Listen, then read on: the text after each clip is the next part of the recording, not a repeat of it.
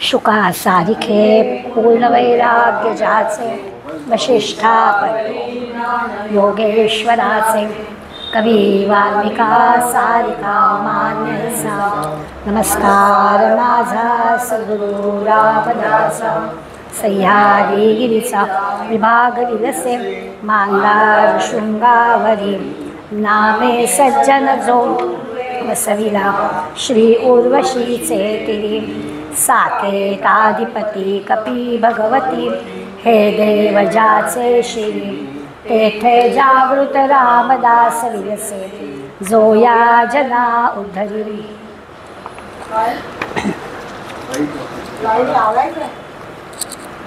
पहिलं आणि इकडून दुसरं बटन नाही दुसरं हां आणि कडलं पहिलं हां.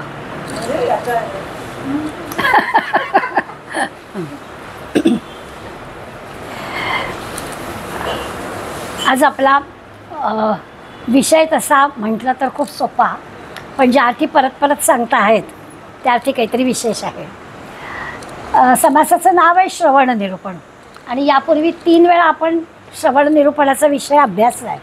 अगदी सुरुवातीला 4थ्या दशकामध्ये श्रवणम कीर्तनम विष्णू स्मरणम पादसेवनम अर्चनम वंदनम दास्यम सख्यम आत्मनिवेदनम या भागवतातल्या नवविधा भक्तीचा आधार समर्थांनी घेतला आणि पहिली भक्ती श्रवण याबद्दल आपल्याला माहिती सांगितली.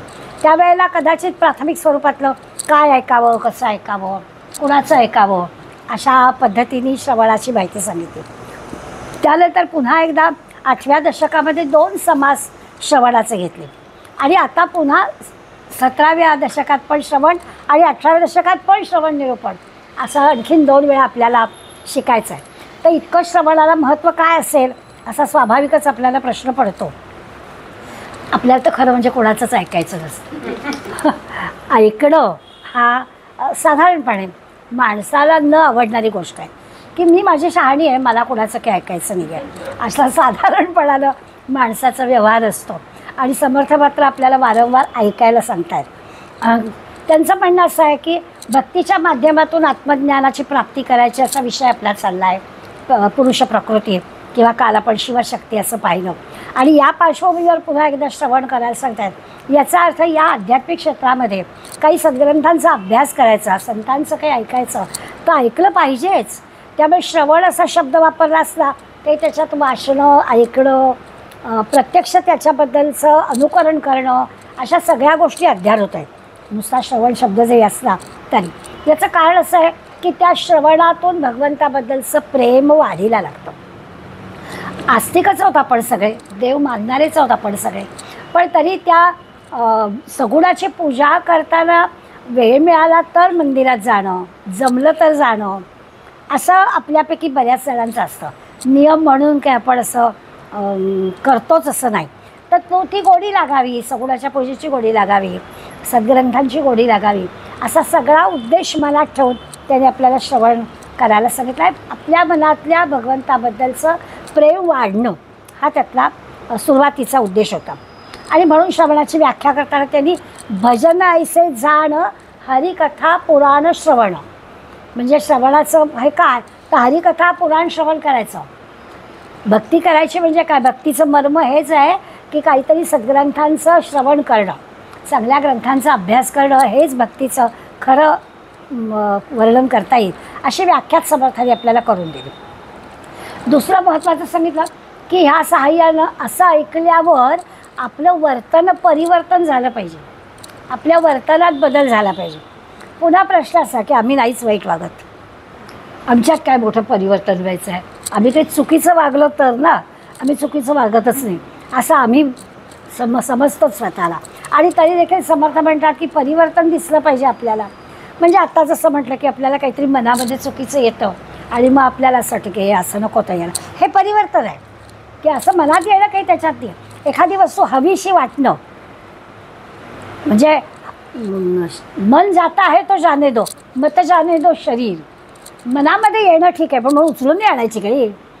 आपल्याला ही वस्तू आवडली असं वाटणं बरोबर आहे, माझ्या घरी पण अशी असावी असं वाटणं पण बरोबर आहे, त्यात काही फारशी चूक नाही आहे. परंतु म्हणून ह्यांची घेऊन जायचं असं तर नाही आपण करत ना. तर तसं केलं तर काय होईल. म्हणून ते सांगतात की मनामध्ये आपल्या परिवर्तन झालं पाहिजे. आपण नाही तर चांगलेच होत, आपण काही वाईट कृती करतच नाही होत, पण वाईट मनात पण न येणं अशा पद्धतीचा विचार त्यांनी सांगितलं. आणि म्हणून श्रवणामध्ये श्रवण, मनन, निधिध्यास सगळ्या गोष्टी. निधिध्यास याचा अर्थ असतं की आपल्याला त्या अनुभवाची तळमळ लागली पाहिजे. मलाही हा अनुभव मिळावा. नुसतं आपला भगवंत आहे म्हणतो, संतांचा अनुभव संत सांगतात, आम्हाला पण काहीतरी असा अनुभव यावा असं वाटण्याची जी तळमळ आहे त्याला निधिध्यास म्हणतात. पण श्रवण मनन हे सातत्याने झालं तो निधिध्यास किंवा ती जी तळमळ आहे ती आपली भगवंत पुरी करू शकेल. आणि म्हणून श्रवणाबद्दल समर्थांनी सांगितलं की श्रवण केल्याचे फळ क्रिया पालटे तत्काळ. आणि पुढे म्हटलं तुटे संशयाचे मूळ एकसरा. मनातला सगळा भ्रम, मनातला सगळा संशय नक्की दूर होईल जर आपण श्रवण केलं तर. आणि नेहमीसारखं समर्थ असते, त्यामुळे लगेच चुकीचं किंवा नाही झालं ते तर काय ते पण सांगून टाकतात. श्रवणाचा अनादर आळसे करी जो नर, त्याचा होय अपहार स्वहितविषयी. स्वतःच्या हिताविषयीच त्याचं नुकसान होईल, स्वतःचं कल्याणच होणार नाही त्यांनी ऐकलं नाही तर. आपण घरात मुलांसमोर म्हणतो, अरे माझं ऐक, बघ तू आधी, नाही तुला पटलं तरी माझं ऐक. आणखीन पण एक शब्द आपण वापरतो, माझ्या वेडीचं ऐक. कारण त्याच्या दृष्टीने ते चुकीचं असतं ना. त्यामुळे आपण क्षणभर असं पण म्हणतो की अरे तुला नाही आत्ता पटत आहे, नंतर तुला पटेल, पण आत्ता तू माझं ऐक. हे जे ऐकणं असतं ते आपण दुसऱ्याला सांगतो पण आपण ऐकत नाही. म्हणून समर्थ आपल्याला सांगतात की आळसाने असं जेव्हा कोणी करतो तर आपलंच अकल्याण होतं त्याच्यामध्ये. म्हणून आपण सगळ्यांचं ऐकावं असं पण समर्थांचं सांगून झालेलं आहे. त्याच ह्याच्यामुळे त्यांनी आपल्याला सांगितलं की या श्रवणाची जी साधना आहे ना ती नित्य करायला हवी. म्हणजे आमचा दासबोध वाचून झाला आहे, आम्हाला ज्ञानेश्वरीच्या परीक्षा झाल्या, गीता धर्ममंडळाच्या परीक्षा दिल्या, सगळं आमचं झालं आहे. असं ज्याला वाटतं त्याला काय आता आणखी सांगायचं, बाबा ठीक आहे तुझं झालं आहे सगळं. मला एक माझी मैत्रीण भेटली ठाण्यातली जुनी, आणि गप्पा झाल्या त्या. तर मला आणि काय करते, मी आपलं सांगितलं काही नाही असं दासबोध ज्ञानेश्वरी. मला म्हणाली दासबोध होता मला समर्थ, दासबोध समर्थ होता मला 15 मार्काला. मी काही बोललेच एवढं, तर समर्थ होता 15 मार्काला. मला काय हसू दे बापडा बिचारा. तर 15 मार्काला आम्हाला होतं तेवढं आम्हाला पुरलं. आता काय करायचं मला, आणखी तेव्हा वाचलं होतं. म्हटलं बरोबर आहे, पण मला नव्हतं म्हटलं, त्यामुळे मी आत्ता वाचते. आणि पुन्हा वाचून असं वाटतं की अजून आपल्याला काही कळलंच नाही. तर ही नित्याची साधनं हवी. झालं आहे याला काही अर्थ नाही आहे. श्रवणाची सद्ग्रंथांची जी साधनं आहे ती नित्य नियमितपणानं सातत्यानं करायला हवी. अध्यात्मग्रंथ नुसते वाचून पुरत नाही, त्या वाचनाला पूरक वाचन पण करावं लागतं. जसं आपण म्हणतो ना की गीता नुसती वाचली, पाठ पण केली, संथा पण घेतली, पण पूरक जे काही त्या गीतेचं आहे ते पुन्हा पुन्हा आपल्याला अभ्यासावं लागतं, वाचावं लागतं. म्हणजे मग त्याचं जे आपण पाठ केलं आहे त्याचा अर्थबोध आपल्याला होतो आणि त्याचा आनंद आपल्याला अधिक मिळतो. त्या पूरक ग्रंथ जे आहेत ते पण वाचावे लागतात. किती रोज आपण लहानपणी पसायदान शाळेमध्ये शिकलो, आता कालपासून सारखं पसायदानाबद्दल आपण वाचतो आहे. सरकारने, आपल्या महाराष्ट्र सरकारने पण मनावर घेतलं आहे सगळ्या शाळांमध्ये पसायदान शिकवण्याचं. तर चांगली गोष्ट आहे. मनात असं येतं की त्या पसायदानाचा अर्थ मुलांना कळणार नाही, किंवा शिक्षकांनी तो युक्तिक्लुप्तीनं सांगितला पाहिजे. काय आहे पसायदान, नुसतं अमृत मागितलं आहे म्हणजे काय नेमकं मागितलं आहे हे सांगायला पाहिजे. मग त्याच्यासाठी पूरक ग्रंथांचं, निर्णय मंडळींचं वाचन केलं पाहिजे. कुठेतरी आपण यूट्यूबवर गेलं पाहिजे, छान छानपैकी शेवाळकरांचं पसायदानवर फार सुंदर व्याख्यान आहे, ते ऐकलं पाहिजे, लोकांना सांगितलं पाहिजे. हे सगळं जे आहे ना हे पूरकमध्ये येतं. आणि म्हणून आपण केलं आहे, आपण वाचलं आहे, मला माहिती आहे, माझ्या परीक्षा झाल्या आहेत, हे सगळं पुरेसं नाही. पुन्हा पुन्हा पुन्हा पुन्हा नित्याने श्रवण हे करायला पाहिजे. आणखी एक गोष्ट समर्थ आपल्याला सांगणार आहेत की त्या त्या ग्रंथांचं एक एक स्थान महात्म्य पण असतं. आपण रोज झोपताना गोंधळकर महाराजांचं प्रवचन वाचतो, अनेकांनी सवय लावून घेतलेली आहे आणि अगदी छान सवय आहे. पण समजा आपण गोंदवल्याला गेलो आहे आणि त्या दिवशीचं त्यांचं प्रवचन त्यांच्या तिथे स्थानाला वाचलं तर त्याचा आणखीन आपल्याला आनंद मिळतो. शिवथरगडी दासबोधाचं पारायण करणं त्याचा आनंद अधिक होतो. अगदी आळंदीला जायचं आणि त्या वृक्षाखाली बसून ज्ञानेश्वरी वाचायची. भले सगळा ग्रंथ वाचायला वेळ मिळाला नाही, थोडासा एखादा अध्याय वाचायचा. त्या स्थानाचं जे महत्त्व आहे, ज्या ठिकाणी ग्रंथाची निर्मिती झाली, संतांना ज्या ठिकाणी स्फुरण झालं त्या जागी जाऊन तो ग्रंथ वाचायचा किंवा श्रवण करायचा, याला महत्त्व आहे. मंदिरामध्ये का पुराण श्रवण करायचं, ती जागा पवित्र असते. नाही तर आपण आपल्या घरीसुद्धा करू शकतो. म्हणून कुठेतरी काहीतरी आपण नाही वाचत. एक गमतीचा भाग आहे, पण आता आठवलं मला. माझा एक भाचा होता, त्याला टॉयलेटमध्ये जाऊन वाचायची सवय होती. रोज पुस्तक घेऊन वाचायला जायचा, पेपर आला की पेपर वाचायला. आम्ही त्याला रागवायचो, हे काय रे. पण गंमत त्याची अशी होती, कधी संस्कृतचं पुस्तक घेऊन जायचं नाही. आम्हाला मोठी गंमत वाटायची की त्याची ठरलेली असायची पुस्तकं कुठली द्यायची ते. तर तसं कुठली गोष्ट कुठे करायची काय माहिती आपोआप आपल्याला कळतं. त्या ग्रंथांचं वाचन कुठे करायचं. आपण मुलांना सांगतो की अरे आडवं पडून नाही वाचायचं, बसून वाच. वैद्यनाथस्वामींच्या चरित्रात प्रसंग आहे. एक छोटी छोटी मुलंच होती मठांमध्ये, 14-15 वर्षाची मुलं. तर वैद्यनाथस्वामींच्या मठामध्ये एक मुलगा होता आणि बिचारा दासबोध वाचत होता. वाचता वाचता मुलंच ते वाचता वाचता जरा पाय पसरले, आडवा झाला आणि आडवा पडून दासबोध वाचताय.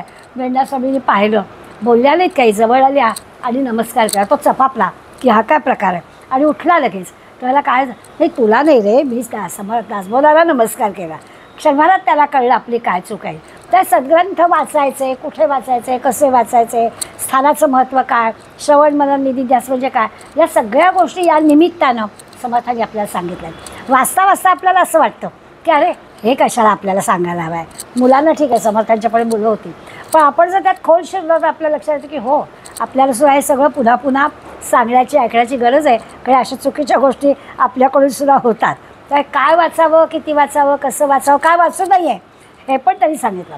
की अगदी सुरुवातीच्या श्रवणाच्या निरूपणाच्या ह्याच्यामध्ये समासामध्ये समर्थाने ललित वाङ्मयाला चटणीसारखं थोडंसं तरी दिलं आहे की थोडंसं जेवणात चटणीला किती महत्त्व आहे तेवढंच फक्त ललित वाङ्मय वाचावं.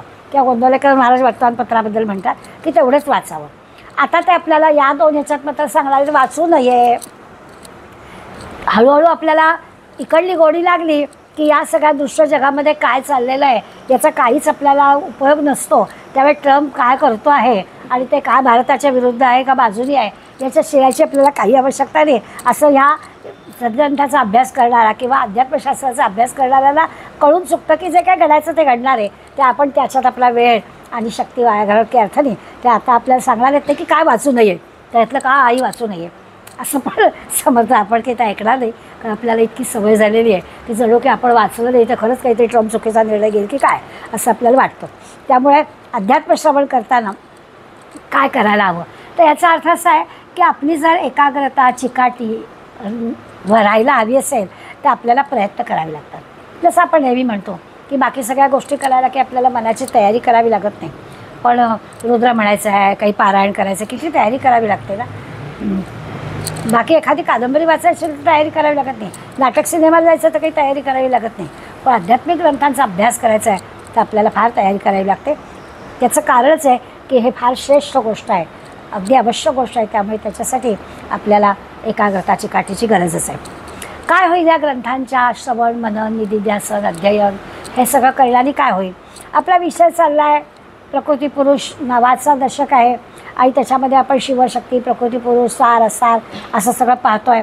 त्या परमात्म्याला ओळखण्याचा मार्ग समर्थ आपल्याला सांगतायत, तो सगळीकडे भरून राहिलेला आहे हे पण आपल्याला त्यांनी सांगितलेलं आहे.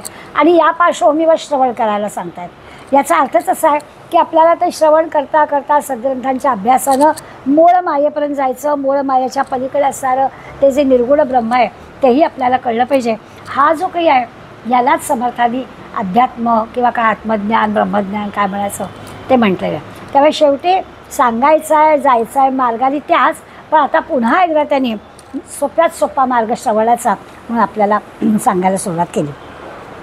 जगामध्ये कसं असतं 2 प्रकारची माणसं असतात. कुणाला काय सांगायचं आहे आपल्याला लक्षात यायला पाहिजे ना, म्हणून समर्थ माणसांचे 2 प्रकार असतात.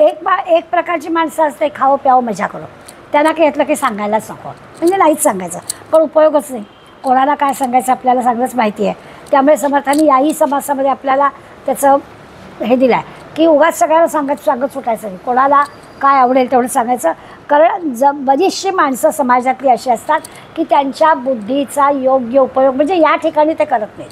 त्यांच्या क्षेत्रामध्ये त्यांच्या बुद्धीचा उपयोग होत असेल, परंतु अध्यात्म क्षेत्रामध्ये ते आपल्या बुद्धीचा उपयोग करत नाही. त्यांचं खावं प्यावं मजा करो असाच विचार असतो. उरलेले जे दुसरे असतात ते बुद्धीचा उपयोग करणार आहे. म्हणजे खरंच मी म्हणजे कोण आहे, मी कशाला इथे आलो आहे, माझ्या अस्तित्वाचा उपयोग काय, मला देवाने खरंच कुठल्या कामासाठी इथे पाठवलं असेल, का फक्त हा देह जगवणं एवढंच माझं काम आहे.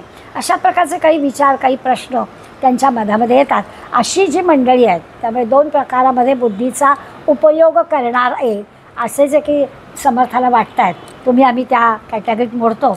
आपण काय फक्त खा प्या मजा करा म्हणत नाही, पण तरीसुद्धा कधी कधी आपल्याला पुन्हा एकदा आपण या 2 प्रकारच्या मधले आहोत का काय असं कधी कधी होतं आपलं. अगदीच काय आपण दुसऱ्या प्रकारामध्ये आहोतच अशी आपल्याला खात्री देता येत नाही, पण अगदीच खाओ प्याओ मजा करो अशा वृत्तीचे आपण नाही.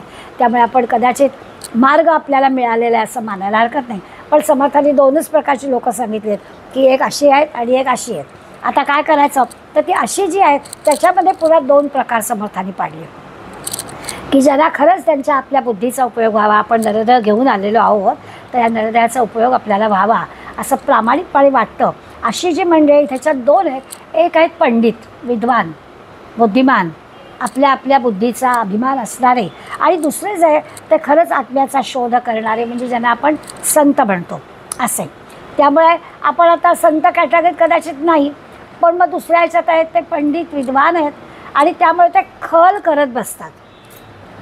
कुठलीही गोष्ट पटकन समोरून आली तर ते मान्य करतातच असं नाही. मग समर्थ सांगणार की हे दोघंही जण विद्वान आहेत, बुद्धिमान आहेत, अध्यात्मशास्त्रामधल्याच त्याला सगळ्या गोष्टी मान्य आहेत, पण तरी देखील ते मान्य करण्यासाठी पुन्हा त्याच्यात तरी 2 प्रकार पडले. संत बाकी विचार करत नाहीत, हे बरोबर आहे ना, या मार्गाने सांगितलं आहे ना. त्यामुळे सगळ्या संतांच्या आणि त्यांच्या गुरूंच्या ज्या गोष्टी आपण ऐकतो त्याच्यामध्ये आपल्याला असं लक्षात येतं, कल्याणा छाती उडाली की कल्याणाने क्षणभर पण विचार केला नाही की आपण उडी मारतोय आपलं काय होईल, हाड मोडेल का, आपणच काही आपलं करू, काहीच क्षणभरसुद्धा त्याच्या मनात आलं नाही. सद्गुरूंच्या तो मुखातून आलं आणि त्यांनी ते केलं. अशा प्रकारची जी मंडळी असतात त्या मंडळींचा विचार एका बाजूला, आणि त्याचा खल करणारे आत्ताच्या काळामध्ये जर कोणी एखाद्या गुरूंनी असं काही म्हटलं तर ते जाऊ दे, आपण दुसरी छाती आणू, काय करायचं ते उडी बिडी मारून काहीतरी हातपाय मोडून घेण्यापेक्षा एवढंच ना दुसरी आणू, अशा प्रकारचं उत्तर सुद्धा मुलं आपली देतील. मुद्दा तो आहे की आपण अशा गोष्टींवर विश्वास टाकत नाही, पण संत मंडळी असतात ती आत्म्याचा शोध घेणारी अशी मंडळी जी आहेत ती वेगळी काय. यांचं असं जगाचं एक निरीक्षण असतं, निपक्षपातीपणाने जगाचं निरीक्षण करतात, त्यांना की हवं आहे म्हणून नाही. तर या जगाच्या निरीक्षणाने त्या सगळ्या गोष्टी त्यांना कळतात. आता तसं पाहायला गेलं तर आपल्याला जे जग आहे तेच त्यांना पण आहे, आपल्याला जसे 24 तास आहे तसेच त्यांना पण आहे. म्हणजे वेळेचं स्थानाचा विचार केला तर संतांचं असं वेगळे पण काय आहे आपल्याजवळ आहे तेच, पण ते सगळे संत कमालीचे निर्मळ वृत्तीचे आहेत. त्यांना हे सगळं जग चांगलंच दिसतं, जगामध्ये कोणी वाईट दिसतच नाही त्यांना. आपल्या सगळ्यांना महाभारतातली कथा माहिती आहे की नाहीच त्या धर्मराज युधिष्ठिराला वाईट माणूस सापडलाच नाही. यज्ञामध्ये बळी द्यायला हवा होता, नाही म्हणाले, मला माहीत मी किती शोध घेतला, पण दुष्ट दुर्वर्तनी वाईट वृत्तीचा माणूस आहे, तो स्वतःच इतका चांगला आहे, धर्मराजच नाव त्याचं, तर तो कसा का त्याला मिळेच ना, आणि दुर्योधनाला कोणी चांगलाच मिळेना, कारण सगळे त्याचेच. तर हे असं असतं, त्या संतांना सगळंच कसं पवित्र, सगळंच कसं निर्मळ, सगळे कसे चांगले, त्यांच्या चिमणीत, कावळ्यात, कुत्र्यात, गायीत, माणसात काही त्यांचा फरकच आहे, सगळीकडे ईश्वर असं दिसतं. आणि त्यामुळे त्यांना तो हृदयस्थ जो आत्मा आहे, सगळ्यांच्यात ईश्वर दिसणारा जो ईश्वर आहे तो त्यांना पटकन करतो. त्यामुळे ते सतत समाधानी दिसतात. तुमच्या आमच्यासारखाच म्हटलं तर त्यांचा प्रपंच तुमच्या आमच्यापेक्षा सुद्धा कष्टी असतो, दुःखी असतो. आपण प्रापंचिकदृष्ट्या कितीतरी सुखी आहोत, इतकं पण सुख संतांना मिळालेलं नाही, पण तरी देखील आपण सुखी समाधानी असण्यापेक्षा कितीतरी पटीनं ते सुखी समाधानी असतात, कारण ते जे काही आहे त्या संदर्भात त्यांचा विचारच असतो, त्याला सगळीकडे भगवंतच दिसतो. असा सगळा विचार या 17:3 समर्थांनी आपल्याला संकलितपणानं केला आहे. मुद्दा बरोबरच आहे की अध्यात्माच्या क्षेत्रात आपल्याला जायचं आहे, त्यामुळे पुन्हा श्रवण म्हणजे की अगदी पहिल्या धड्यापासून पहिलीपासून वाचायचं आहे अशातला काही भाग नाही, पण सगळ्या प्रकारचा अभ्यास करावा असं समर्थांचं म्हणणं आहे. खरं तर आपल्याला असं वाटतं की काही मंडळी असं म्हणतात की बहुशास्त्र धुंडाळीता वाढ आहे, खूप काही वाचायला गेलात तर काही नाही, पदरात काही पडतच आहे. जया निश्चयो एकतोही न ठावे, निरनिराळ्या ग्रंथामध्ये इतकं निरनिराळं आणि वेगवेगळं सांगितलेलं असतं की आपलं ना पक्क निर्णयच घेता येत नाही आपल्याला. परस्पर विरोधी अशा गोष्टी सांगितल्या जातात आणि आपण गोंधळून जातो. कितीतरी वेळा असं लक्षात येतं, संत काय सांगतायत, केव्हा सांगतायत, त्याला पण महत्त्व असतं ना. आपण समर्थांच्या कितीतरी ओव्या अशा देऊ शकतो की समर्थ एकीकडे सांगतात आपल्याला अभ्यासे प्रगट व्हावे, नाहीतर झाकोनी असावे. सगळ्यांना माहितीच आहे की अभ्यास केल्याशिवाय बोलू नये, गप्प राहावं. अभ्यास असेल, नीट सगळी माहिती असेल तरच बोलावं. आणि एकीकडे जे जे आपणासी ठावे ते ते हळूहळू शिकवावे. जेवढं जेवढं आपल्याला कळलं आहे सांगावं. कसं काय लावायचं अर्थ दोन्ही सांगितलं आहे की छानपैकी आधी अभ्यास करा, त्याच्याशिवाय काही बोलू नये. दासबोधाचा अभ्यास झाला आहे का? 200 समास पेपर लिहिलेत, सखोल अभ्यास झाला आहे, मग काही बोलूच नका असं सांगतील आपल्याला. आणि एकीकडे जेवढं जेवढं आपलं झालं आहे तेवढं तेवढं द्या दुसऱ्याला. मग याचा अर्थ कसा लावायचा? तर त्याच्यासाठी आपल्याला ग्रंथ वाचावेच सगळे, बरोबर आहे. विवेकानंदांनी असं म्हटलं की अफाट वाचनाचा फायदा काय होतो. स्वामीजी म्हणाले अफाट वाचनाचा, स्वामीजी खूप वाचायचे, अगदी म्हणतात तसं ग्रंथच्या ग्रंथ त्यांचे मुखोद्गतसुद्धा असायचे, इतकं वाचायचे. आणि मग त्यांनीच सांगितलं की अफाट वाचनाचा फायदा एवढाच की एवढ्या वाचनाचा काही उपयोग होत नाही, हे कळतं. म्हणून अफाट वाचायचं. गमतीचा भाग जाऊ दे, पण याचा अर्थ असा आहे की एवढं कोणी वाचायचं आणि कोणी वाचायचं नाही. तर सामान्य साधकाला एवढं अफाट वाचनाची गरज नाही. साधकाने एखाद्या ग्रंथाचा अभ्यास करायचा आणि त्याच्या संदर्भातले जे काही ग्रंथ आहेत तेवढ्याचा अभ्यास करावा. उगाच फापट पसारं भारंभार वाचू नये. पण जो तत्त्वज्ञानी आहे त्यांनी सगळं वाचावं. अगदी 14 विद्या 64 कलांपासून वाचाव्यात आणि वेद उपनिषद शास्त्रग्रंथ ते पण सगळे वाचावे, काहीच ठेवू नये. ज्याला चर्चा करायची आहे, ज्याला विचार लोकांना पोचवायचे, ज्याला शंकांचं निरसन करायचं आहे लोकांच्या, त्याला सगळं माहिती पाहिजे. त्याला माहिती नाही असं सांगून चालणारच नाही. त्यामुळे अशांनी सगळे ग्रंथ वाचावेत. पण साधक जो आहे त्या साधकाने एवढा सगळा भारंभार वाचण्याची काहीच आवश्यकता नाही असं सांगतात. कारण असं की समर्थांना महंत तयार करायचे आहेत, तर त्या महंत तयार करायचे तर त्याला लोकसंग्रह हवा. मग लोकसंग्रह हवा असेल तर जुजबी का होईना सगळ्या क्षेत्रातली माहिती असायला हवी. म्हणून समर्थांनी सांगितलेलं आहे की आपलं क्षेत्र लक्षात घ्यावं आणि त्याप्रमाणे त्या ठिकाणची आपल्याला सगळी माहिती हवी. खरंच आहे. नाहीतर आपण प्रत्येक ठिकाणी नाही बाबा मलाही माहीत नाही असं उत्तर देऊन नाही चालणार. समाजाचं जर आपल्याला लोकसंग्रह करायचा आहे, नेतृत्व करायचं आहे, तर आपल्याला सगळ्या गोष्टी माहिती पाहिजे.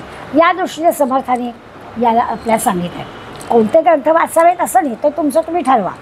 वाचायचं असेल तर सगळ्या प्रकारच्या ग्रंथांची माहिती करायला हरकत नाही. पण तुम्ही साधक म्हणून असाल तर मात्र ठराविक ग्रंथ वाचा असं सांगितलं. आपल्याला गमतीचा भाग माहिती आहे. आईन्स्टाईनची आणि ड्रायव्हरची गोष्ट माहिती आहे सगळ्यांना. कारण त्यांनी जेव्हा तो सापेक्षवादाचा सिद्धांत सांगितला आणि जगभर तो फिरत होता आणि आईन्स्टाईनची भाषणं चालायची थकेपर्यंत, इतकी भाषणं चालायची. सकाळी एका गावात, दुसऱ्या संध्याकाळी एका गावात. इतका आईन्स्टाईन थकून जायचा. एक दिवस त्याचा कार्यक्रम ठरलेला होता, पण खरंच त्याला शब्दसुद्धा बिचारायला उच्चारण्याची ताकद नव्हती. तर आज काय करायचं, भाषण करताच येणार नाही. ड्रायव्हर म्हणाला आपण करूया असं. मी इतक्यांदा तुमची भाषणं ऐकली आहेत, मला सगळं पाठ आहे, कारण मी खूपदा ऐकलेली आहे. मग म्हणाला चला. मग गाडीतल्या गाडीत त्यांनी एक्सचेंज केला वेस्ट आणि त्यांचा ड्रायव्हर आईन्स्टाईन होऊन कार्यक्रमाला गेला आणि सगळं अस्खलित भाषण केलं. लोकांना काय माहिती, इतकं चांगलं बोलला. आणि मग प्रश्नोत्तरं सुरू झाली. अहो काय म्हणे साधे प्रश्न विचारता, याचे उत्तर माझा ड्रायव्हर पण देईल. आता गमतीचा भाग सोडून दे, याकडे ड्रायव्हर कोण होता त्यालाच फक्त माहिती होतं. तर असं होतं. श्रवणाचा फायदा काय होतो इतपतच होतं.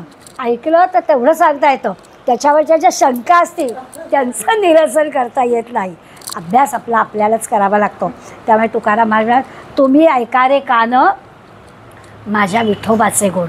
सगळ्या इंद्रियांना तुकाराम महाराजांनी कानाचं काम दिलं आहे की बाकी काही करू नका, फक्त श्रवण करा. सगळ्यांनी कान व्हा आणि माझ्या विठ्ठलाचं गुणगान ऐका, म्हणजे मग ते होईल. नुसतं श्रवण केलं तर आपल्याला बिरबलाची गोष्ट माहिती आहे, ऐकायचं आणि सोडून द्यायचं, किंवा ऐकायचं आणि बडबड करायची. ऐकायचं आणि हृदयस्थ ठेवायचं हे जे काम आहे त्याच्यासाठी आपल्याला ते सांगितलं की तुम्ही काय करा. हा भाव मनात असला पाहिजे. नुसतं कानाने ऐकून काही पुरणार नाही. गुण ऐकायला येतील, पण ते गुण आपल्याला आत्मसात करायचे असतील तर त्याच्यासाठी आपल्याला सगळ्या इंद्रियांचा कान करायला हवा. नाही तर बऱ्याचदा असं होतं की ही विद्वान मंडळी जेव्हा चर्चा करायला बसतात ना, साहित्य मंडळं, वाचक मंडळ अशी असतात आणि त्यांच्यामध्ये ज्या चर्चा होतात ना, त्याच्यामध्ये असं असतं, तुकारामना एकदम ग्रेट, समर्थ ग्रेट असंच त्यांची भाषा असते. त्यांना मान्य असतं की हे सगळे संत एकदम ग्रेट असतात, परंतु त्यांच्याकडून की शिकायचं आहे ते मात्र त्यांची करायची तयारी नसते. ते ग्रेट आहेत हे मान्य आहे, सगळे संत ग्रेट आहेत. आवडे 5,000 अभंग लिहिले तुकाराम महाराजांनी इतक्या कमी वयामध्ये, असं अगदी आश्चर्य व्यक्त करतील. ते ग्रेट म्हणण्यापुरतं असेल, आत्मसात करणं, समजून घेणं, अभ्यास करणं हे मात्र ही मंडळी करत नाही. त्यामुळे समर्थ आपल्याला श्रवणाचं हे सांगणार आहे की श्रवणानं जी अशी मंडळी असतात त्या मंडळींनी मनापासून समजा श्रवण केलं ना तर त्यांचा पण विचार बदलतो, ते पण पुण्यमार्गी बनतात. असं काही नाही की सुरुवातीला असतं थोडं की इतक्या वर्षात केलं नाही. मी आपलं गमतीनं आता चतुर्मास सुरू झाला त्या माझ्या सगळ्या भाचरांना, रोहिणीताई माझी मावसबहीण गीता छान शिकवते, मुखोद्गत आहे, जाऊन आहे शंकराचार्यांकडे. त्यामुळे सगळ्यांना चतुर्मासाचा एक घ्या नेम आणि मग ताईकडून गीता शिका. काय 4 महिन्यामध्ये होतील तेवढे श्लोक, सगळी नाही जायचं नाही. हेतू असा होता की गोडी लागावी. सगळ्यांचा एकमतानं निर्णय आला, आम्ही निवृत्त झाल्यावर करणार आहोत, कोणाला आता वेळ नाही आहे, सगळ्यांनी सांगितलं निवृत्त झालो की आम्ही करणार. आणि मग हळूच मला एक भाची मिळाली, तुम्ही तरी काय तेव्हाच केलं ना, आत्ता मोठ्या आम्हाला सांगताय. तर ते बरोबरच आहे की शेवटी असंच असतं, ती वेळ यावी लागते. तसं मनात आलं तरी कृती होतेच असं नाही. त्यामुळे ती प्रवृत्ती जेव्हा होईल पण सांगत राहायचं. समर्थांनी 14-15 वर्षाच्याच मुलाला सांगितलं, हे परत परत आपण सांगत राहायचंच की आमचं चुकलं बाबा, की आम्हाला उशीर झाला पण तुम्ही नका उशीर करू, असं तरी आपल्याला सांगता आलं पाहिजे. समर्थांनी रोग जसे म्हणजे औषधांनी बरे होतात ना, तसं श्रवणाने देहबुद्धी आपली कमी होते आणि आत्मबुद्धीकडे आपण जातो, प्रगतीकडे जातो, असं खात्रीपूर्वक सांगितलं आहे. आता श्रवण करायचं म्हणजे काय करायचं, कोणाच्याकडून श्रवण करायचं, तर तो ग्रंथसुद्धा असा पाहिजे की अधिकार ज्याचा आहे त्यांनी तो लिहिलेला असला पाहिजे. म्हणजे असं म्हणतात ना, हाफ नॉलेज इज डेंजरस. तर कुणाचं तरी काहीतरी वाचायचं नाही, ते असं असलं पाहिजे. आपण जसे कुणाचे व्हिडिओ ऐकायचे, आपण ठरवतो ना, इतके राजकारणावर व्हिडिओ येतात, मग त्यातलं कोणाचं ऐकायचं, मग कोण तेच सांगताय का, की ते खरं सांगतायत का. मग ते नेणं आहेत ना, त्यांचा व्हिडिओ चांगला असतो, ते आर्मी ऑफिसर होते, ते एकदम परफेक्ट सांगतात. मग असं जसं आपण ठरवतो की कोण बोलता याला महत्त्व आहे, तसं इथे पण आहे की कोणता ग्रंथ आपण अभ्यासाला घेतो आहे त्याच्यावरती आपलं असतं. उगाच आपलं कोणीतरी उठावं आणि काहीतरी करावं असं नाही. आणखीन एक श्रवणाचं महत्त्व सांगितलं. यक्षप्रश्न आपल्याला माहिती आहे, त्यामुळे यक्षांनी धर्मराज युधिष्ठिराला प्रश्न विचारले होते आणि माझ्या सगळ्या प्रश्नांची उत्तरं दिलीस तर तुझं भावंड जिवंत होतील असं पण सांगितलं होतं. आणि त्यामुळे सगळे आधी धर्मराज आणि त्याच्यात यक्षाच्या प्रश्नावर उत्तर. यक्षांनी विचारलेल्या प्रश्नामध्ये एक प्रश्न होता, केनस्वित श्रोत्रियो भवती, म्हणजे कशामुळे माणूस विद्वान होतो, असा यक्षाचा प्रश्न आहे की बुद्धिमान होतो, विद्वान होतो कशामुळे. त्याला उत्तर युधिष्ठिराने दिलं, श्रुतेनं किंवा श्रवणेनं. श्रवणाने माणूस विद्वान होतो. पुन्हा पुन्हा माझा कानाशी हात जातो, तर आपल्याला असं वाटतं की श्रवण म्हणजे फक्त ऐकायचं आहे. तर ऐकणं ही कानाचं काम आहे, बरोबर आहे, पण श्रवण याचा अर्थ त्याच्यात वाचन, बहुश्रुत, इंग्लिशमध्ये पण वेल रेड असंच म्हणतात ना, तर बहुश्रुत, खूप ऐकलेलं, खूप वाचलेलं असा जो आहे तोच इथे अभिप्रेत आहे की असा जो असतो तो विद्वान असतो म्हणतात. आता आध्यात्मिक किंवा काय धार्मिक ग्रंथ किंवा तात्विक ग्रंथ आहेत त्याचं जर वाचन असेल तर ते महत्त्वाचं आहेच आणि ते कोणाकडून तरीच आपल्याला घ्यावं लागतं. असं आपल्याला आपलं वाचून कळेल असं होत नाही, म्हणून आपल्याला कोणीतरी ते निरूपण करेल, सांगेल, अशासाठी आपल्याला लागतं. बाकी सगळ्या गोष्टी आपल्याला आपल्या जमू शकतात. पुन्हा त्याच्यात भानगड अशी असते की हे सगळं आपल्याला खूप वेळ नाही जमत. म्हणजे आपणच आपली तुलना केली तर 3 तास मॉलमध्ये फिरायला जमू शकतं, 3 तास नाटक बघायला जमू शकतं, 3 तास सिनेमा बघायला जमू शकतं, 3 तास शॉपिंग जमू शकतो, 3 तास आपण एखाद्या ग्रंथाचं वाचन करायचं आहे, नाही जमत, अजिबात जमत नाही. काहीतरी डुलकी तरी लागते, मन तरी लागत नाही, वॉटेवर. परंतु या सगळ्या ज्या गोष्टी आहेत या आपल्याला जमतात, पण हे मात्र 3 तास ते काम करणं अशक्य आहे. मग आणि आपण ते सांगायला जराही कचरत नाही की पायास पसरायला लागतो, 3 तास नाही बसत. तिथं ते नाटकांनी ते उठून जात कोणी बाहेर, सगळ्या 3 तास काहीच हालचाल होत नाही. कशाला पाहिजे मध्यंतरचं नको, इतकी पुढल्या अंकात काय इतकी उत्कंठ आहे, घ्या लगेच अंक, अशी म्हणायची वेळ येते. काही कोणाला त्याचं नसतं, पण इथे मात्र असं असतं. पण मनुष्य स्वभाव येतो, त्यामुळे त्याला की आपण लगेच बदल होईल असं नाही. म्हणून समर्थ आपल्याला श्रवणाने काय वाचायचं, किती वाचायचं, कोणाचं वाचायचं सांगत सांगत आपली ही पण गोडी वाढेल असा प्रयत्न करतात. वर्तमानपत्राबद्दल पण मला नेहमीच असं वाटतं की आपण सगळेजण वर्तमानपत्राच्या पहिल्या पानाला शिव्या देतो. आपण असं म्हणतो की काय बातम्या देता तो, एक चांगली बातमी नसते. पहिलं पान उघडलं की त्या पानावर सगळं काय असेल ते कष्टदायक दुःखदायकच असतं. पण म्हणून अग्रलेख वाचताय का कोणी? अग्रलेखापण आम्ही जातच नाही. म्हणजे ते आवडत नाही आणि हे पण आवडत नाही. म्हणजे काय आवड कशाची आहे? तसंच आहे अध्यात्म ग्रंथांचं. अध्यात्म ग्रंथ आवडत नाहीत कारण झोप येतात आणि इकडे झोप येत नाही म्हणून गोळ्या खातात. तर त्याला काय कळतच नाही अर्थ काय येतो. तर थोडक्यात काय तर समर्थ आपल्याला जागृत करायचं महत्त्वाचं काम करतात की काय करायला हवं सांगतात. खऱ्या अर्थाने होईल. समर्थाने खूप खूप विषयामध्ये लेखन केलं. म्हणजे त्यांची जर तुलना केली ना तर आपल्याला जरी ते किती सांगत असले की तुम्ही आपला एखादा सदग्रंथ निवडा आणि तो ग्रंथ आणि त्याचं पूरक साहित्य वाचा, अन्य काही वाचू नका. पण समर्थाने नाही तसं केलेलं. किती गोष्टी त्यांनी बाग कशी करावी, विटा कशा मांडाव्यात, अंगण कसं करावं, अगदी इतकं कशाला स्वयंपाक कसा करावा, भाज्या कशा कराव्यात, पान कसं वाढावं, काय कुठला विषय नाही असं नाहीच. संगीत तर त्याला सगळं येतच होतं असं अगदी खात्रीने म्हणता येईल. एवढ्या त्यांच्या रचना आहेत, त्या सगळ्या रचनांमध्ये कंसामध्ये कुठल्या रागातलं हे पद आहे हे सगळं दिलेलं आहे. त्यामुळे सगळे तालाचं सुराचं ज्ञान त्यांच्याजवळ होतं असं आपल्या लक्षात येईल. कुठलीच अशी गोष्ट नाही की खरं 14 विद्या 64 कला त्यांच्याजवळ होत्या की काय असं वाटेल असं होतं. त्यामुळे सगळं आणि बरं सगळ्याचं सखोल ज्ञान, अशी वरवरची माहिती होती असं नाही, तपशीलवार सगळं होतं. एखादी बाई जर म्हणेल की मी सुगरील असेल ती तर तिलासुद्धा मार्गदर्शन मिळेल अशा प्रकारचं त्यांचं त्यावरचं लेखन पण आपल्याला बघायला मिळतं. तर इतक्या सगळ्या गोष्टी एकच माणूस त्याच वेळामध्ये तितक्याच वयामध्ये अभ्यास करू शकतो याचं आपल्याला आश्चर्य वाटतं. त्यामुळे त्यांच्या सांगण्याला काहीतरी आधार आहे. कसं करावं, नित्याने करावं सांगतायत तर आपल्याला ते करायला पाहिजे. मी नेहमी शिवाजीराव भोसल्यांचं पण उदाहरण देते की शिवाजीराव भोसल्यांची व्याख्यानं आपल्या तरुणपणी आपण ऐकली आहेत आणि व्याख्यानमाला असायची त्यांची. 4-4 दिवस 5-5 दिवस एक विषय सांगायचे. विवेकानंद 5 दिवस, शिवाजी महाराज 5 दिवस असं त्यांचे व्याख्यानमाला असायची. आणि ती आमच्या तरुणपणामध्ये आम्ही कॉलेजमध्ये असताना फारच होती. आणि त्यांची मुलाखत त्या दूरदर्शनवर त्याला विचारलं होतं कसं काय तुम्ही एवढं सांगू शकता. बरं ते त्यांच्या शब्दाला एवढं हे असायचं की कोट्या पण इतक्या पटापट करायचे. तेव्हा आश्चर्य वाटायचं कसं जमतं. तर त्यांनी जे उत्तर दिलं होतं ना ते आपल्या श्रवणाला उपयुक्त आहे. ते म्हणाले की मी पुण्यामध्ये शिकत होतो त्यावेळेला 11वी SSC असायची आणि पुढे 4 वर्ष डिग्रीला. 4 वर्ष मी 365x4 एवढी भाषणं ऐकली आहेत. पुण्यासारख्या ठिकाणी रोज सकाळ वर्तमानपत्र उघडायचं, कुठे कुठे काय काय कार्यक्रम आहेत ते कळायचे आणि मग त्यातल्या त्यात आपण निवडायचं आणि एकतरी भाषण ऐकायचंच. अशा भाषणाने ते खऱ्या अर्थानं तयार झाले. आणि म्हणून ते म्हणाले की मी एवढं ऐकलं आहे आणि खरंच ऐकण्याने आपल्या ज्ञानामध्ये भर पडते. आता काही वेळा असं होतं की पु ल देशपांडे म्हणतात की ऐकलं ना की म्हणजे सगळ्यांचं ऐकायला गेलं की गडबड होते. शिवाजीराव भोसले म्हणतात की असं ऐकलं तर माझी वक्तव्य शैली वाढली. आणि पुलंच ते त्यावेळेला पुलं विनोदानी असं म्हणायचे इलेक्शन जवळ आलं ना की मी पण म्हणजे सगळ्यांची भाषणं ऐकतो. सगळ्या पक्षाच्या नेत्यांची भाषणं ऐकायला जातो आणि सगळे नेते उत्तम बोलतात आणि सगळ्या नेत्यांचं मला बरोबर वाटतं. आणि घरी आल्याला आता कोणाचं मत द्यायचं, तो काही निर्णय होत नाही कारण सगळेच चांगलं बोलतात. तर अशी गडबड होऊ नये. आपल्याला काय बरोबर काय चूक कळलं पाहिजे.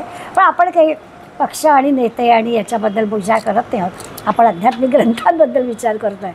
त्यामुळे शिवाजीराव भोसल्यांसारखं जेवढं आपण ऐकू, जेवढं आपण वाचू त्याच्यावरती आपल्याला खऱ्या अर्थानं उपयोग होईल.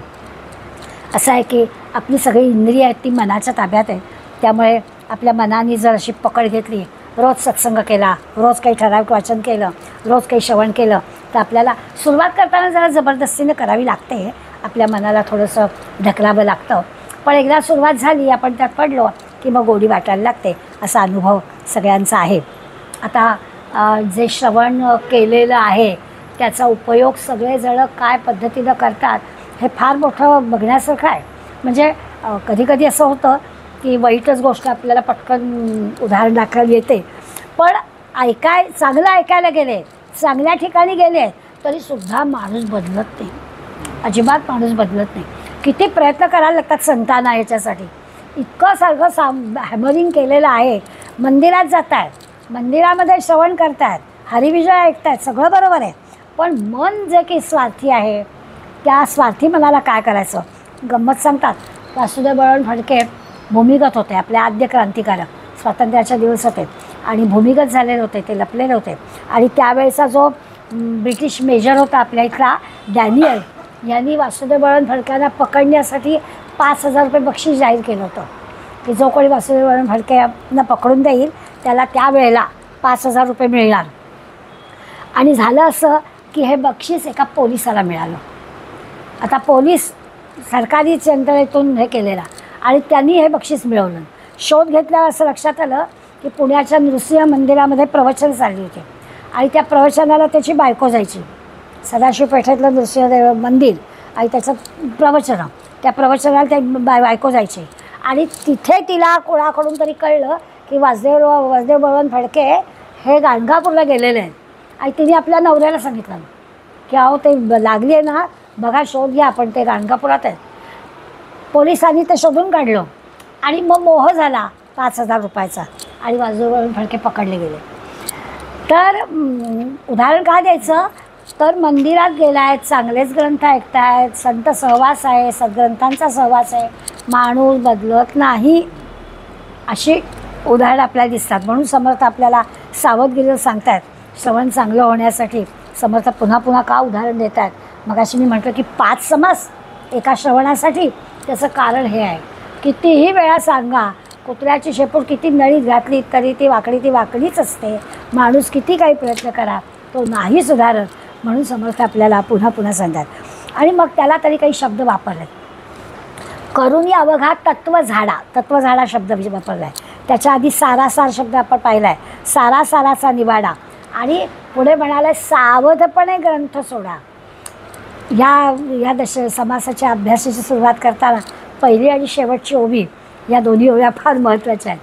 पहिल्या ओवीमध्ये त्यांनी आपल्याला थांबा असं म्हणाले. म्हणजे काय, तर सगळ्या ग्रंथांनी नीट सावकाशपणे वाचा. एकदम तुम्हाला काय वाटतं ते सांगायला जाऊ नका.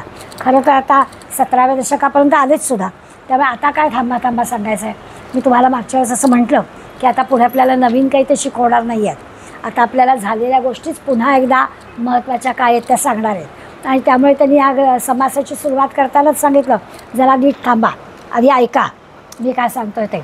आणि मग शेवटच्या ओवीमध्ये 30व्या ओवीमध्ये सांगितलं की आता सुखाने काय ते करा. म्हणजे एवढं माझं सगळं ऐकलं की तुम्ही झालात तयार. म्हणजे जरी आता सुरुवातीला म्हटलं की माणूस बदलत नाही, तरी समर्थाला खात्री आहे की असं नाही होणार. आपण पुन्हा पुन्हा हे जर केलं तर माणसामध्ये हा जो काही तत्वझाडा किंवा सारासार विवेक असं जे आहे ते माणूस करू शकेल आणि साधकाला ही प्रगती करता येईल. असं आहे की थांबायचं नाही मध्ये. आत्मज्ञानाच्या किंवा या सद्ग्रंथांच्या अभ्यासाला लागलं आणि मध्ये थांबलं की मागची सगळी विस्मृती होते. म्हणून त्यांनी म्हटलं की असं नका करू. आत्मज्ञानाची प्राप्ती होईपर्यंत किंवा ही देहबुद्धी जाईपर्यंत ग्रंथ सोडू नका, अभ्यास सोडू नका. कळेल, पुन्हा पुन्हा वाचा, पुन्हा पुन्हा अभ्यास करा. कळण्याशिवाय राहणार नाही. ते जसं सांगतात ना की ते शब्द आपल्याला अर्थ देतात, सांगतात, त्याचं चिंतन मनन आपण करायला लागलो की आपल्याला त्याचा अर्थ कळायला लागतो. म्हणून समर्थात सांगतात आपल्याला की ग्रंथाला पूर्ण शरण जा, पुन्हा पुन्हा वाचा, पुन्हा पुन्हा अभ्यास करा की आपल्याला ते कळेल. समर्थांच्या काळामध्ये काय होतं की ज्ञान मिळवण्याची माध्यमं ठराविकच होती. मंदिरा मठामध्ये काय होईल ते याच्या पलीकडे कुठे जाता येत नव्हतं. आता आपल्याकडे काय झालं आहे, ज्ञान मिळवण्याची साधनं चिक्कार वाढले. आता तर काय गुगल काकू आपल्या हातात आहे, त्या कुठल्याही प्रकारचं ज्ञान आपल्याला एका सेकंदात मिळतं आहे. काही अडचणच नाही आपल्याला, काही कोणी बोलायची सोयच आहे की आपल्याला लगेच होतं. आम्ही एक दिवस गप्पा मारत होतो आणि माझा पुतण्या गुगलमध्ये नोकरी करतो आणि तो बसला होता आणि विषय चालला होता. ती माझी जाऊ म्हणाली की मी मोबाईल अगदी कमी वापरते. तर तो म्हणाला, काकू तू मोबाईल वापर, नाही तर वापरू नको, तुझ्या सगळ्या गोष्टी गुगलला कळतात. ना अशा कशा कळतील. मग त्यांनी बसल्याच त्यांनी काय बघितलं आणि त्याच्या बोलायला आणि त्यांनी पाडा बसला. सकाळी 8 वाजून अमुक मिनिटांनी तू घरातून बाहेर पडलीस, तुझ्या गाडीचा नंबर हा आहे, तू वाटेवेळे पेट्रोल भरलंस, पेट्रोल पंप हा होता, इथून पुढे तू अमक्या ठिकाणी ब्रेड सँडविच घेतलास, इतके पैसे तिथे खर्च कर, सगळा तरी पाडा बसला. आणि मग तुला कसं कळलं. तर कुणाला सगळ्या प्रकारचं ज्ञान, आज आपल्याला ज्ञानाच्या कक्षा इतक्या आपल्या पुढे आहेत की आपल्याला असं वाटतं की आपण हे करत नाही आहोत. सगळं सगळ्यांना बरोबर माहिती असतं. ते कसं माहिती असतं तो शोध घ्यायचा. मुद्दा असा आहे की आपल्याला ज्ञानाची क्षेत्र वाढली आहेत. हे सगळं कळण्यासाठी लागणाऱ्या ज्या विज्ञानाने आपल्याला दिलेल्या गोष्टी आहेत त्या इतक्या उपलब्ध आहेत आपल्याला. आता त्याचा उपयोग आपण कशासाठी करायचा ते आपल्याला ठरवायला पाहिजे. आपल्याला पण हातात PC आहे, हातात मोबाईल आहे. त्या मोबाईलमध्ये सगळ्या प्रकारचं ज्ञान उपलब्ध आहे. त्या सगळ्याचा वापर आपण कसा करायचा ते आपल्याला या सगळ्या साधनांच्याद्वारे आपण सगळं चांगलं वाईट समजून घेतलं, सार समजून घेतलं. तुकाराम विठ्ठल मात्रा घ्यावी तेवढे पथ्य सांभाळावे. आपल्याला काय नेमकं काय करायचं आहे ते जर पक्कं ठरलं असेल तर कुठल्याही विज्ञानाच्या यंत्राच्या साहाय्यानं आपण ते ज्ञान मिळवू शकू. काय मिळवायचं ते ठरलं पाहिजे. हातामध्ये यंत्र आहे त्याचा उपयोग दुसऱ्याला फसवण्यासाठी पण करता येईल, दुसऱ्याला ज्ञान देण्यासाठी पण करता येईल. काय करायचं तुम्ही ठरवा. आणि त्याच्यासाठी संत लागतात. नाही तर इझी मनी मिळण्यासाठी आपण दुसऱ्या मार्गाला जाऊ शकू, तिकडे जायला नको. म्हणून आपल्याला संत पाहिजे. एकदा आपल्याला कळलं पाहिजे की या भवरोग जो झाला आहे त्याच्यातून आपल्याला बाहेर जायचं आहे. आणि बाहेर जायचं असेल तर त्याचा जो मार्ग आहे योग्य त्याच मार्गाने आपल्याला जायला पाहिजे. त्याच्यासाठी जी पथ्य पाळायला लागतात ती सगळी पथ्य आपण पाळलीच पाहिजेत. हे एकदा कळलं तर मग आपल्याला जमेल. मग आपण चुकीच्या मार्गाने जाणार नाही. म्हणजे आपल्याला विज्ञानाने लावलेल्या शोधाचा किंवा आपल्याला ही जी आता हातामध्ये यंत्र मिळाली त्या यंत्रांशी आपलं भांडण नाही आहे. ती सगळी यंत्र आपल्याला चांगल्यासाठी उपयोगात कशी आणता येईल हा प्रयत्न आपल्याला करायचा आहे. तो जो आपण प्रयत्न आपल्या सुखासाठी आणि याच्यासाठीच करणार असतो तर उताराकडे पाहण्याला जायला वेळ लागतच नाही, जातच. आपल्याला चांगल्या कामासाठी उपयोग त्याचा करायचा आहे. याच्यासाठी समर्थाने आपल्याला सगळ्या श्रवणाचे फायदे काय आहेत ते सांगितले. आता याशिवाय त्यांनी आपल्याला आणखीन 2-3 गोष्टी सांगितल्या. मला नेहमी असं वाटतं की आपल्या चालू काळामध्ये आपल्याला त्याचा उपयोग झाला पाहिजे. म्हणून मी समर्थ काय सांगतायत याच्यापेक्षासुद्धा याचा आपल्याला कसा उपयोग होईल ती बाकीची खूप जणं आपल्या हाताशी आलेली आहेत. वरदानंद भारतीपासून ते सगळ्या काय म्हणतात अलीकडले कॉम्प्युटरचे प्रमुख कोण आपला मोठा कॉम्प्युटर शोधून काढला, पहिला कॉम्प्युटर शोधून काढल्याचं नाव काही सगळं. तर त्यांच्यापर्यंत सगळ्यांनी याचा विचार केलेला आहे. त्या सगळ्याचा जर आपण अभ्यास केला तर आपल्याला वाटतं की अरे हे सगळं राजबोधात आहे असं लक्षात येतं. माझी खून गेली.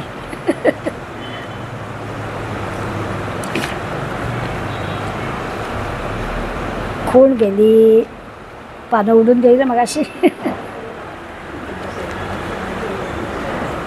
काढून ठेवलं असं.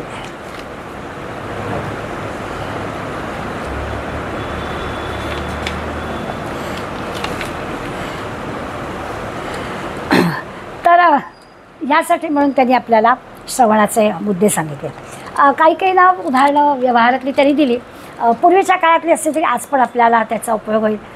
की जसं आपण सोनाराच्या दुकानात गेलो ना की त्याचा जो तराजू असतो तो तराजू आणखीन काचेच्या पेटीत असतो. किती बारकाईनं बघितलं आपल्याला कळतं. आपल्याला माहिती आहे की तो तिथे असतो. मग लक्षात येतं की तो जराही हलता कामा नये. बाहेर तुमचे पंखे चालू असतात, बाहेरच्या हवेचा परिणाम व्हायला नको. त्या किती बारकाईनं आपल्याला त्याचं जरा देखील इकडलं इकडे होता कामा नये. म्हणून आपल्याला काळजीपूर्वक त्या तराजूचं काम करावं लागतं. किंवा पूर्वी सुद्धा ते लाखोलीचं दिलं आहे की देवाला निरनिराळ्या लाखोल्या व्हायला जायच्या, फुलं वाहिली जायची, अक्षरा व्हायला त्याची मोजणी करावी लागायची. ती पण कशी बारकाईनं करायची. अशी काही 7-8 उदाहरणं समर्थाने आपल्याला या समासात दिली. पण ती सगळी जुन्या काळातली होती. त्या आपल्याला आपण आता हे काहीच करत नाही आहोत. त्यामुळे याचा काय आपल्याला उपयोग आहे. पण पहिल्या 10 ओव्यांमध्ये त्यांनी अशा बारीक सारीक गोष्टी आपल्याला सांगितल्या की या सगळ्या गोष्टी कराव्यात. आणि हे सगळं इतकं नाजूकपणानं करायचं तर मग अध्यात्म ग्रंथसुद्धा तसाच करावा, बारकाईनं त्याच्याकडनं वाचावं ते आपल्याला सांगितलं. दुसऱ्या पुढल्या म्हणजे साधारण 3 भाग या समासाचे आहेत. तर पहिल्या भागामध्ये अगदी नाण्यांबद्दल सुद्धा दिलं आहे की कुणाशी हिशोब आपण करतो ते सुद्धा बरोबर हिशोब मोजून करतो. काही मंडळी फारच हिशोबी असतात. आपण आता तेवढा हिशोब करतो तसे झालो आहे. पण पूर्वी मंडळी हिशोबादी असायचे, ते हिशोब करायचे. माझ्या एक मावस सासूबाई होत्या, त्यांना सुट्टे पैसे लागायचे. पण सुट्टे देवळात ठेवायला. पण सुट्टे पैसे नेऊन दिले की नातू जरी असला तरी लगेच ते 10 रुपयाची नोट ठेवायच्या. तर मग त्यांना आम्ही म्हणायचं, अगं आजी तुला देवळातच ठेवायला हवी तर घे. नाही नाही, तुझे 10 रुपये घे. इतकं त्यांचा हिशोबीपणा असायचा. इथं समर्थक दिलेत की अनेक नाणी मोजायची किंवा वस्तूंची जी परीक्षा घ्यायची, ती जशी आपण अगदी बरोबर काटेकोरपणे करतो तसं श्रवण मनन करूनसुद्धा, निधिध्यास करूनसुद्धा सगळा व्यवहार कसा रोकडा ठेवावा. अगदी काय नेमकं संत सांगतायत ते सगळं नीट ऐकावं, इतक्या बारीक बारीक गोष्टी काही दिल्या आहेत. या वाचताना मला असं वाटलं की याचा आणि सद्ग्रंथांच्या अभ्यासाचा काय संबंध. तर याचा संबंध असाच की इतकं बारकाईनं इतकं काटेकोर का पाहायचं. तर संतांना नेमकं काय सांगायचं आहे ते आपल्याला कळलं नाही तर मग उपयोगच होणार नाही. म्हणून ते काटेकोर व्हायचं, हे करायचं. पहिला 6-7 ओव्यांमध्ये ते रोकडा मोक्षाचा उधार बोलोची नाही आहे. त्यामुळे जो काही व्यवहार करायचा तो इतका रोकडा पाहिजे. तर संत जर सांगतायत की हे केलं तर तुम्हाला मोक्ष मिळेल तर खात्री बाळगायची. इतका रोकडा व्यवहार त्यांनी पहिल्या 10 ओव्यांमध्ये आपल्याला सांगितलं. दुसऱ्या ह्याच्यात त्यांनी सांगितलं की सर्वश्रेष्ठ काय येतं आता कळलं. 17व्या समासापर्यंत 17व्या दशकापर्यंत आलो तर अंतरात्मा हा सर्वात श्रेष्ठ आहे असं सांगितलं आहे. आणि सगळे जगातली जी थोर मंडळी आहेत ते जे सगळं काही करत आहेत ते त्या आत्म्यासाठी करतात. त्या आत्म्याची ओळख व्हावी, तो आत्मा काय तो कळावा, परमात्मा काय तो कळावा, याच्यासाठी सगळं चाललेलं आहे. आणि मग चालवतो आहे तो सगळा तोच परमात्मा सगळं चालवतो आहे आणि त्या परमात्म्यालाच आपल्याला ओळखायचं आहे. राजा सगळं चालवतो आहे, त्या राजाला कुठे आपल्याला भेटायचं असतं. आज पंतप्रधान आपल्या देशाचा सगळा कारभार बघतो आहे, आपल्याला काही रोज रोज पंतप्रधान भेटायचं नसतं, पण आपल्याला काय चाललं आहे ते कळायचं असतं. तसंच म्हणाले आहे की संत काय सांगतात ते फक्त आपल्याला कळलं पाहिजे. ते कळण्यासाठी हा प्रयत्न आहे. त्या पुढल्या 11 ते 14 ओव्यांमध्ये तरी थोर पुरुष या आत्मज्ञानासाठी, स्वतःसाठी नाही आपल्याला आत्मज्ञान प्राप्त होण्यासाठी काय काय करतात ते जे सांगतायत ते सगळं करावं असं त्यांनी स्पष्टपणे सांगितलं. तिसऱ्या 15 ते 22 ओव्यांमध्ये त्यांनी आपल्याला हा जो अंतरात्मा आहे हा अंतरात्मा सर्व ह्या भूतमात्रांच्या पलीकडे असं म्हणतो. आता ना आपण गोंधळात पडतो, सगळ्यात आहे आणि सगळ्याच्या पलीकडे आहे. या 2 वाक्य शब्दांचा अर्थ कसा लावायचा. सगळ्यात आहे, भगवंत सगळ्या चराचरात आहे. मग आपण जरा कळल्यासारखं आपल्याला वाटलं की ठीक आहे, प्रत्येक दिसणाऱ्या वस्तूमध्ये अगदी सजीव असू दे निर्जीव असू दे भगवंत आहे असं आपल्याला कळलं. मग लगेच आपण आपल्या मनाला पटवतो की आपण कुठल्याच वस्तूला पाय लागता कामा नाही असा आपला प्रयत्न असतो. इतकंच काय, सकाळी आपण उठल्यानंतर पाय आपला आता भूमातेला लागणार म्हणून समुद्रसय देवी पर्वतस्थल मंडले असं पण आपण देवी त्या भूमातेची प्रार्थना करतो. असं सगळं आपल्याला पटतं. पण त्याबरोबर असं म्हणतात की या सगळ्या भूतमात्रांच्या पलीकडे अंतरात्मा आहे. आता हे कसं कळावं. त्यात आहे हे जरा जरा कुठे आत्ता पटतं आहे तर लगेच म्हणतात की या सगळ्याच्या पलीकडे तो अंतरात्मा आहे. याचा अर्थ असा आहे की त्या सगळ्यात आहेच, पण त्या अंतरात्म्याची ओळख पटण्यासाठी दृश्याच्या पलीकडे आपल्याला जाता आलं पाहिजे. दृश्य जग आहे त्याच्याही पलीकडे तोच भरलेला आहे. सगळी ब्रह्मांड भेदून गेलेला आहे असं आहे. त्यामुळे त्या परमात्म्याचा विचार करावा. तो विचार करण्यासाठी सूक्ष्म आहे तो त्या विचार पण आपल्याला सूक्ष्मतेनं करावा लागतो. त्याचा भाग त्यांनी आपल्याला 22व्या ओव्यात सांगितलं की जेवढा आपण अधिक विचार करू तेवढा आपल्याला त्या परमात्म्याचा परिचय होईल. हे सगळं सारखं का सांगतो आहे मी, कारण ते की असं देता घेता येत नाही ज्ञान, ज्याचं त्यालाच ते करावं लागतं. त्याचा पहिलं हे काय तर दृश्य गोष्टीचा नाद सोडावा. दिसणारी सगळी गोष्ट नाशिवंत आहे त्यामुळे त्याचा नाद सोडावा म्हणजे मग आपल्याकडून काहीतरी उपासना होईल आणि त्या उपासनेच्या साह्यानं आपण मुळापर्यंत जाऊ असं त्याने आपल्याला सांगितलं. आणखीन एक शब्द वापरला आहे तिथे की विवेक प्रलयानं हे साधतं. मग आपण आणतो विवेक शब्द आपल्याला कळतो, प्रलय शब्द आपल्याला कळतो, पण विवेक प्रलयानं हे साधतं म्हणजे काय करायचं. तर याचा अर्थच असा आहे की स्वतः आपण अभ्यास करायचा, सद्ग्रंथांचा अभ्यास करायचं सांगितलं, श्रवण करायचं सांगितलं आणि त्या श्रवणाच्या साह्यानं पण त्याच्या जोडीला विवेक ठेवून अफाट वाचला आहे, अफाट अभ्यास केला आहे, पण त्याच्या जोडीला विवेक ठेवला तरच आपल्याला त्यातलं सार काय आहे ते घेता येईल. काय टाकून द्यायचं हे पण आपल्याला कळलं पाहिजे. समर्थ आपल्याला उदाहरणं देतात की आपल्याकडे 2 हल्ली लागत नाहीत आपल्या भगिनी वर्गाला ह्या 2 वस्तू, पण पूर्वी चाळण आणि सूप या 2 गोष्टी आपल्याला लागायच्या. तर सूप असतं त्या सुपामध्ये वाईट गोष्टी टाकून द्यायच्या, मागे चांगला भाग ठेवायचा. चाळण असते त्याच्यात वाईट टाकून द्यायचं, चाळणीत चांगलं ठेवायचं. ही दोन्ही कामं त्या वस्तूला तशीच लागायची. त्या चाळणीमध्ये पुन्हा किती प्रकार आहेत. अगदी सपिटाची वेगळी पण असते आणि मोठं काही हवं असेल तर मोठं पण लागतं. तर अशा सगळ्या गोष्टी आपण करतो. तेच त्यांनी आपल्याला इथे सांगितलं की असं विवेकाच्या विवेक नावाची चाळ किंवा विवेक नावाचं सूप वापरायचं आणि आपण हे सगळं जे की अफाट श्रवण केलेलं आहे त्यातलं काय घ्यायचं आणि काय टाकायचं आपल्याला कळलं पाहिजे. ते कळलं तर आपण खऱ्या अर्थानं आत्मज्ञानापर्यंत पोचू असं होईल. त्याच्यासाठी दृश्याचा नाद सोडायला सांगितला. आणि मग शेवटची जी ओवी आहे त्याच्यामध्ये त्यांनी म्हटलं आपल्याला काय होतं आहे ते म्हणाले की आधी सांगितलं ना थांबा थांबा ऐका ऐका आधी ग्रंथ सोडू नका अशी विनंती केली आपल्याला. आणि मग आता सांगितलं आता करा काय हवं तर. आता बरोबर तुम्हाला कळलं आता तत्व झाडा विवेक प्रलय आत्मज्ञान भूतांच्या पलीकडे असं सगळे शब्द तुम्हाला कळले. आता ग्रंथ सोडलात सुखे नैव तरी चालेल सुखी नावे असंच म्हटलेलं आहे. करून अथवा तत्व झाडा सारा साराचा निवाडा काय योग्य तुम्हाला कळलं आहे. आता तुम्ही सुखे नैव ग्रंथ सोडा म्हणजे आता तुम्ही अभ्यास केला नाही तरी चालेल कारण आता तुम्हाला हे कळलं आहे असा त्याचा अर्थ. आपण अभ्यास केला नाही तरी चालेल याच्याशी थांबतो आणि बंद करतो की चला आपल्याला आता कळलं आहे. आपल्याला काही तो ग्रंथ मिटून चालणार नाही आहे. कारण हे जरी नुसतं सुखे नैव ग्रंथ सोडा असं सांगितलं असलं तरी त्याच्या आधीचं सगळं आपल्याला काही जमलेलं असतं अशातला भाग नाही. आणि त्यामुळे पुन्हा आपल्याला ग्रंथ बघावा लागतो. पण आत्ता मात्र त्याने याच्यात सांगितलं की एवढं सगळं जर कळलं असेल ना तर आता पुढे आणखीन ग्रंथाचा अभ्यास व्हायची आवश्यकता नाही. आता आपल्याला सगळं कळलं असं मानायला हरकत नाही. कारण शाश्वत गोष्ट कळली जे काय शाश्वत आहे त्यालाच फक्त लक्षात घेतलं तर आता उरलेलं काही कळायचं कारण सुखदुःखाच्या पलीकडेच गेलेला तो आहे मग काय आणखीन कळायचं आहे असं त्यांनी आपल्याला सांगितलं.